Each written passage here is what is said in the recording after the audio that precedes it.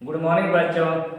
आज हम लोग 10वां क्लास का पर्सनल वाले 6.4 क्वेश्चन नंबर 1 शुरू करेंगे। राइट, तो बनाने से पहले हम लोग सवाल समझना होगा कि मेरे पास क्या दिया गया है और क्या हमें सिद्ध करके निकालना है। ठीक है, चलिए अभी हम लोग शुरू करते हैं। मान लीजिए, माना कि ए बी सी समरूप त्रिभुज डी ई एफ है और इनके क्षेत्रफल क्रमशः 64 सेंटीमीटर स्क्वायर और 121 सेंटीमीटर स्क्वायर है। यदि एफ का मान 15.4 सेंटीमीटर का है तो बीसी का मान को हम लोग क्या करना है, ज्ञात करना है। ठीक है, जैसे कि ए बी सी का क्षेत्रफल कितना दिया गया, कर्माशर की लगाकर क्या दिया गया 64 सेंटीमीटर है और डीएफ का क्षेत्रफल कितना दिया गया 121 सेंटीमीटर का है। राइट, जैसे कि ये जो 64 सेंटीमीटर किसका मान है, ए बी सी है, यानी कि area of triangle A B C, और डीईएफ का क्षेत्रफल कितना दिया गया 121, सॉरी डीईएफ का क्षेत्रफल। ठीक है, तो ये ए बी सी का क्षेत्रफल कितना दिया गया 64 सेंटीमीटर है और डीएफ का क्षेत्रफल कितना दिया गया है 121 सेंटीमीटर। ठीक है, तो हम लोग यदि है ना ईएफ का मान कितना दिया हुआ 15.4 सेंटीमीटर का है तो किसका मान निकालना है, बीसी का मान को हम लोग क्या करना है, ज्ञात करना है। ठीक है, चलिए हम लोग शुरू करते हैं। माना ए बी सी समरूप डी ई एफ। राइट, यानी कि दोनों तरफ पहले से क्या था, समरूप है। ठीक है, और ए बी सी का क्षेत्रफल ए बी सी समरूप डी ई एफ है और इनके क्षेत्रफल लगातार तो 64 सेंटीमीटर किसका है, ए बी सी का मान है, और 121 सेंटीमीटर किसका है, डी ई एफ का क्षेत्रफल। ठीक है, और ये का मान कितना दिया गया 15.4 सेंटीमीटर का है तो बीसी का मान को हम लोग क्या करना है, ज्ञात करना है। ठीक है, जैसे ए बी सी का क्षेत्रफल 64 सेंटीमीटर स्क्वायर है और डीएफ का क्षेत्रफल 121 सेंटीमीटर स्क्वायर। ठीक है, फिर ईएफ 15.4 सेंटीमीटर का है तो बीसी का मान हम लोग क्या करना है, सिद्ध करके निकालना है। ठीक है, जैसे ए बी सी का क्षेत्रफल दिया गया 64 सेंटीमीटर है और डी ई एफ का क्षेत्रफल दिया गया 121 सेंटीमीटर। राइट, चलिए अभी हम लोग शुरू करते हैं। दिया गया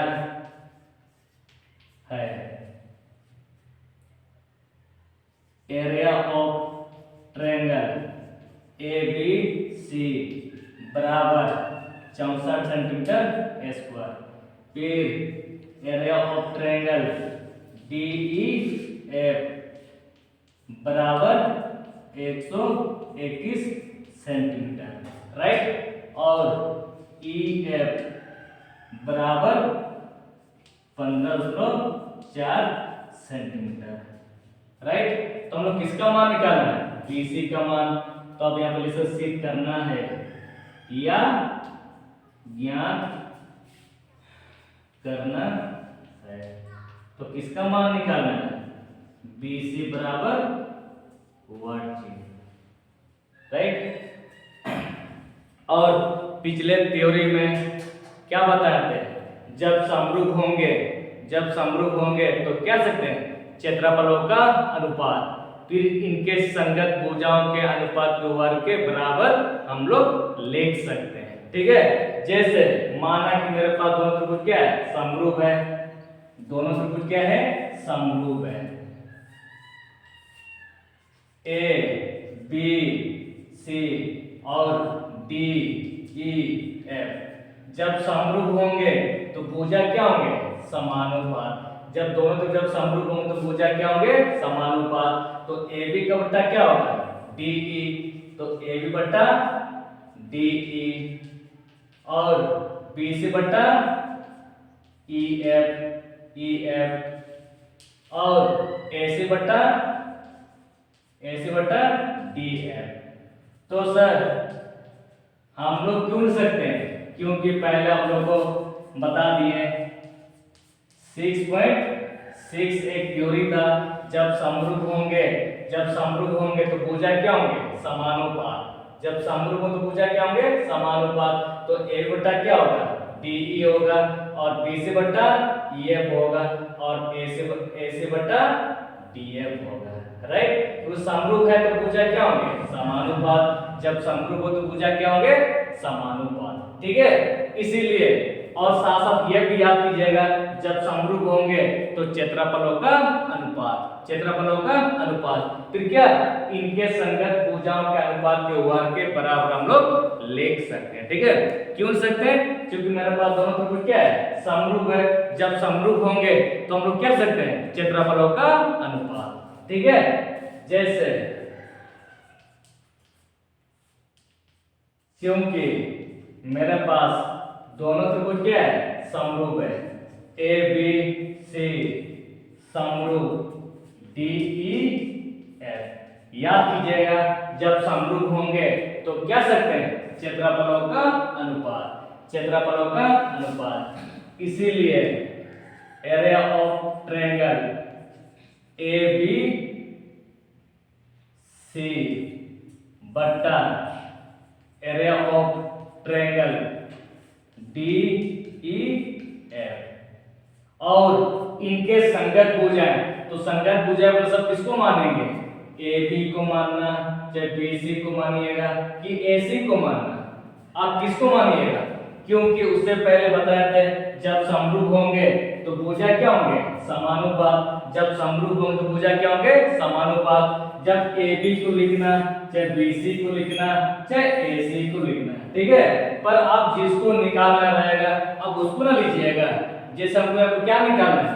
बी सी बट्टा ई एफ को निकालना, तो क्यों ना हमको इसको लिया जाए? ठीक है ना, क्योंकि इसमें तीनों में क्या था? बराबर है। ये भी 5 है और ये भी 5 और ये भी 5 है, तो इनके संगत भुजा मतलब ए बी को मानना, चाहे बी सी को मानना या तो ए सी को मानना, आप जिसको भी आप मान सकते हैं। ठीक है, जब समरूप होंगे तो क्षेत्रफलों का अनुपात, फिर क्या?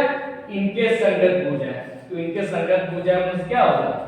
बी सी बट्टा ई एफ। इनके संगत भुजाओं के अनुपात के वर्ग के बराबर होता है। ठीक है, पिछले थ्योरम में हम साबित कर चुके हैं, जब समरूप होंगे तो क्षेत्रफलों का अनुपात, फिर क्या? इनके संगत भुजाओं के अनुपात के वर्ग के बराबर हम लोग लिख सकते हैं ना, क्योंकि पिछले थ्योरम में बताए थे जब भी समरूप होंगे तभी हम लिख सकते हैं क्षेत्रफलों का अनुपात, फिर क्या? इनके संगत भुजाओं के अनुपात के वर्ग के बराबर। ठीक है सर, आपने इसी को ही क्यों लिए तो बाकी क्यों नहीं लिए? क्योंकि तीनों उसमें क्या था? बराबर था। तो तीनों जब बराबर होंगे तो आप इस 5 को लीजिएगा, चाहे इसको लीजिएगा, चाहे इसको लीजिएगा, क्योंकि तीनों उसमें क्या था? बराबर है, इसलिए आप जिसको भी आप ले सकते हैं, पर जिसको निकालना रहेगा आप उसको ना लीजिएगा। ठीक है, इसीलिए हम लोग किसको निकालना है? बीसी को निकालना है, इसलिए बीसी का समझ क्या? ईएफ, इसलिए बीसी बट्टा ईएफ के होल स्क्वायर के बराबर हम लोग ले लिए। ठीक है, चलिए अभी हम लोग शुरू करते हैं। बाबू याद करना, ए बी सी का क्षेत्रफल कितना दिया गया? 64 दिया गया, 64 बट्टा और डी ई एफ का क्षेत्रफल कितना दिया गया? 131। ठीक है, बराबर बाबू याद कीजिएगा, BC का मान कितना दिया गया? BC का मान तो नहीं दिया गया, इसको रख लिए, और EF का मान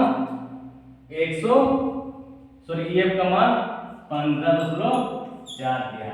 ठीक है, पर इनके पास स्क्वायर क्या पहले से है, तो इनको हम लोग रख लिए।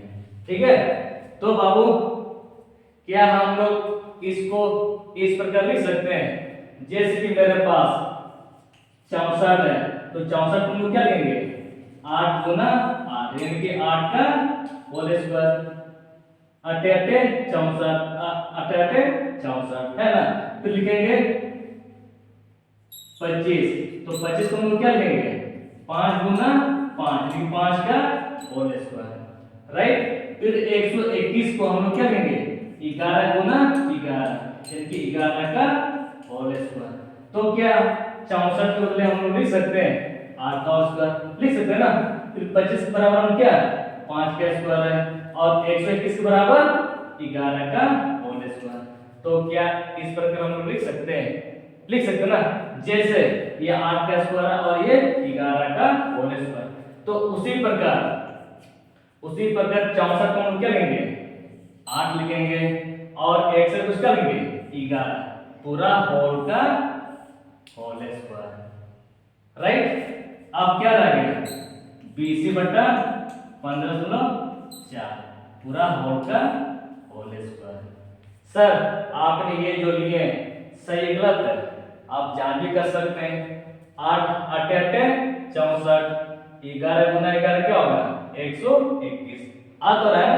तो इसी प्रकार हम लोग ले सकते हैं कि नहीं ले सकते हैं ना। इसीलिए आप दोनों तरफ क्या है भाग दे दिए और भाग देने के बाद क्या रह गया 8 बटा 11 बराबर BC बटा 15.4 ठीक है। चलिए यहां से फिर से हम लोग देखते हैं।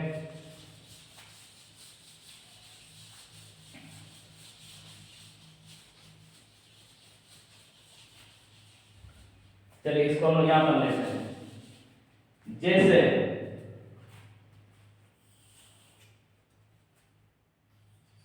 8 बटा 11 याद में रखना होगा और बराबर BC बटा 15.4। बाबू याद करना जब इस वक्त जब भी दिया हो रहेगा तो दोनों आंसर को हम लोग भाग दे सकते हैं दे सकते हैं और दोनों आंसर को हम लोग भाग दे सकते हैं ना।